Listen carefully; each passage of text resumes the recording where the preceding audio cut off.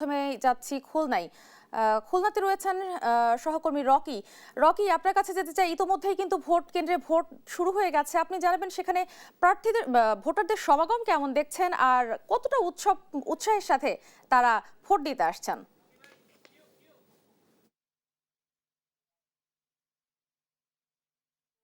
সকাল থেকেই উৎসবমুখর পরিবেশে ভোট গ্রহণের কার্যক্রম শুরু হয়েছে। আমরা এখন এই মুহূর্তে আছি খুলনা ৫ আসনের পশ্চিম শিরোমণি সরকারি প্রাথমিক বিদ্যালয়, যেটি ফুলতলা উপজেলার ভিতরে অবস্থিত। এবং এই কেন্দ্রে কিছু সময় আগে জামাতের সেক্রেটারি জেনারেল গোলাম পরোয়ার তিনি তার ভোট প্রদান করেছেন। এবং আমরা সকাল থেকে যেটা দেখেছি যে পুরুষ নারী সবাই কিন্তু উৎসবমুখর পরিবেশেই কিন্তু ভোট কেন্দ্রে এসছে। এবং ভোটের দীর্ঘ লাইন কিন্তু আমরা খুলনার বেশ কয়েকটি কেন্দ্রে দেখেছি।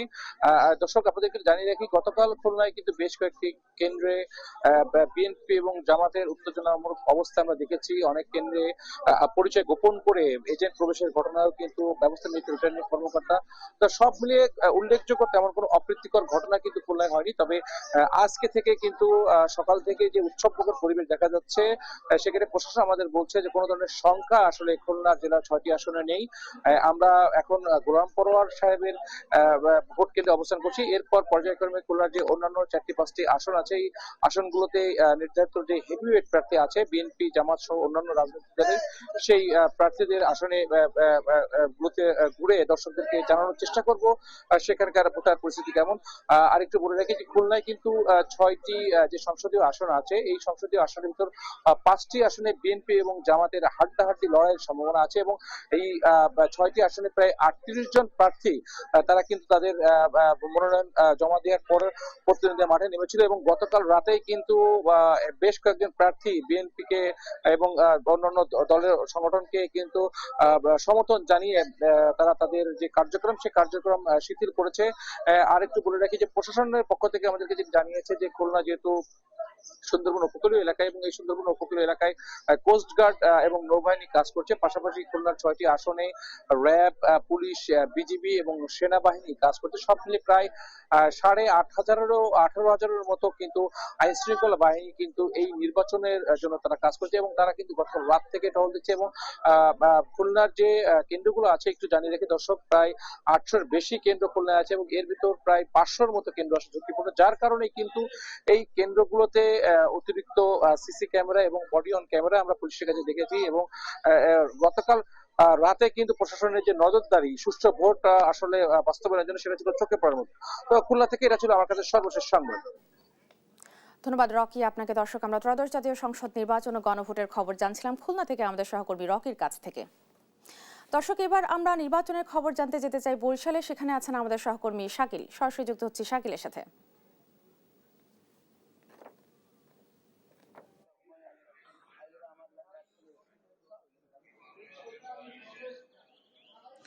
দেখুন, এই মুহূর্তে আছি বরিশালের রূপাতলীতে, একটি হাউজিং এর যে কেন্দ্র আছে সেখানে, এবং দেখছেন যে ভোটারদের কিন্তু দীর্ঘ লাইন, এবং এই দীর্ঘ লাইনই প্রমাণ করছে যে ভোটকে কেন্দ্র করে উৎসবের নগরীতে পরিণত হয়েছে পুরো বরিশাল। আমরা সকাল থেকে বরিশালের বিভিন্ন কেন্দ্রে গিয়েছি, সেখানে আমরা দেখেছি যে আইন শৃঙ্খলা বাহিনী যেমন কঠোর অবস্থানে আছে, ঠিক তেমনি ভোটাররাও কিন্তু এখানে তারা এই যে ভোট উৎসব, এই ভোট উৎসবে কিন্তু তারা অংশগ্রহণ করতে এসেছে। এবং সবার এরা ভোটারদের সাথে আমরা যেটা কথা বললে যে জানতে পেরেছি যে দীর্ঘদিন পরে এরকম একটা নিরপেক্ষ নির্বাচনে তারা ভোট দিতে পেরে অনেকটাই কিন্তু তারা আনন্দিত।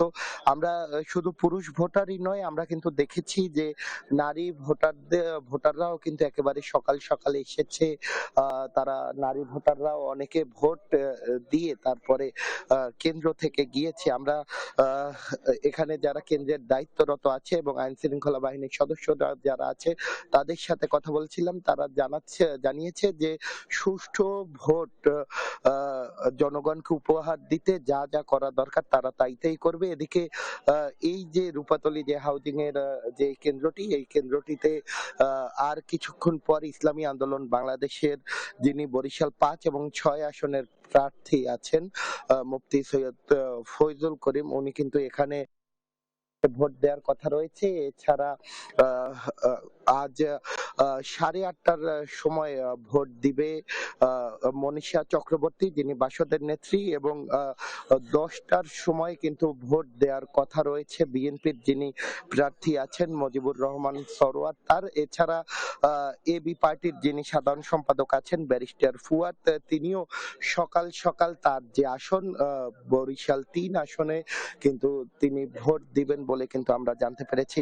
সব মিলিয়ে একটি উৎসব মুখর পরিবেশ পরিবেশের সৃষ্টি হয়েছে পুরো বরিশাল জুড়ে।